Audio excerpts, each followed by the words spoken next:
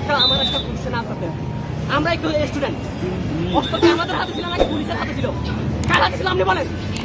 আপনার কাছে প্রশ্ন রেখেছিলাম, কেন আপনি আনসার দেন? আমার আনসার তো লাগবে। অস্ত্র কার হাতে ছিল? অস্ত্র কার হাতে ছিল বলেন? আমার হাতে ছিল নাকি পুলিশের হাতে ছিল? না আপনি আপনি আপনি আনসার দেন, আপনি আনসার দেন।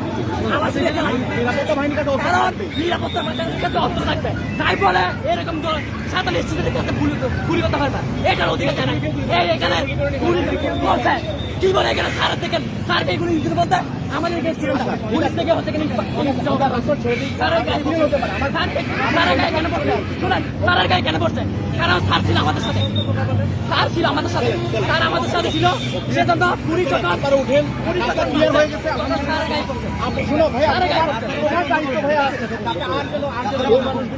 আমাদের সাথে বলছিলাম আমরা জাস্ট একটা কিন্তু এখানে হুট করে এসে